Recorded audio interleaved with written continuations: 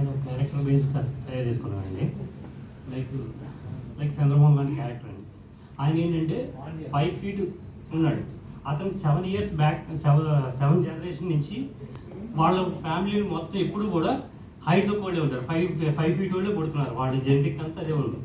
కానీ ఇక్కడ మనకి ఏంటంటే మనకు అవకాశం రాని దాని మీద ఎక్కువ ఇంట్రెస్ట్ ఉంటుంది.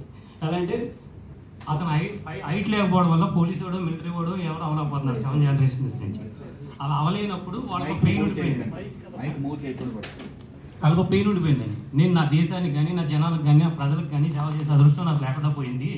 నా జనరేషన్ మొత్తానికి లేకుండా పోయింది. సో నాకు అవకాశం కావాలని ఫీల్ అవుతున్నప్పుడు ఈసారి ఈసారి కూడా చంద్రమోహన్ ఇప్పుడు జనరేషన్ చంద్రమోహన్ ఫెయిల్ అయినప్పుడు తన పక్కన ఉన్న లైక్ ఒక క్యారెక్టర్ లాంటి క్యారెక్టర్ తను చెప్పాడు, ఎప్పుడు నీ ఆస్తుల కోసం నీ హైట్ల కోసం మీరే పెళ్లి చేసుకున్నారా, అందుకని మీకు హైట్లు మీ జెనెటిక్లో లేకపోయినా అలాగే ఉన్నారు. సో ఆస్తులు లేని మీ అంబిషన్ నెరవేరాలంటే హైట్ ఉన్నదాన్ని ఫెయిల్ చేసుకో, అప్పుడు పడుకున్న అమ్మాయి అబ్బాయి పుడతారు, నీకు పెళ్ళి అవుతుంది, మీ అంబిషన్ నెరవేర్చవచ్చు అని చెప్పేసి అన్నారు. అప్పుడు అతని సలహాతో ఎవడైతే సలహా ఇచ్చాడో అతని చెల్లెల్ని చేసుకున్నాడు. ఆ అమ్మాయి 6 feet ఉంటుంది. సో ఈ పెళ్ళి అయింది జస్ట్ ఎంటర్టైన్మెంట్గా జరుగుతూ ఉంటుంది. ఆ పెళ్ళి అయిన తర్వాత జరిగింది ఏంటంటే అతనికి అమ్మాయి పుట్టింది.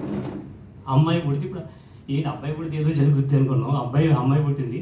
అసలు మా ఫ్యామిలీ ఇన్ని తరాల అంబిషన్ అమ్మాయి ఏమైనా చేస్తుందా చేయదా అని చిన్న టెన్షన్లో అది తెలియకుండానే ఆ భయంతో పెరుగుతుంటే ఆ అమ్మాయి ఏమైందంటే తెలియకుండానే ఇతను తీసుకునే జాగ్రత్తలు బయటికి వెళ్ళకూడదు, అమ్మాయి అంటే అలా ఉండాలి ఇలా ఉండాలి ఇంట్లోనే ఉండాలి 4 గోడల మధ్యలో ఉండాలి, ఎవరు చెప్పి వెళ్ళకూడదు, ఎవరితో అది వెళ్ళిపోతే తీసుకుపోతారు, ఇలాంటి భయాలు పెడుతున్న టెన్షన్లో అమ్మాయి తెలియకుండానే పిరికిది అయిపోయింది. అలాంటి అమ్మాయి దేశానికి కానీ ప్రజలకు కానీ సేవ చేయగలిగిందా లేదా, వీళ్ళ ఫ్యామిలీ యొక్క అమ్మాయిని నెరవేర్చిందా లేదనేది కదండి.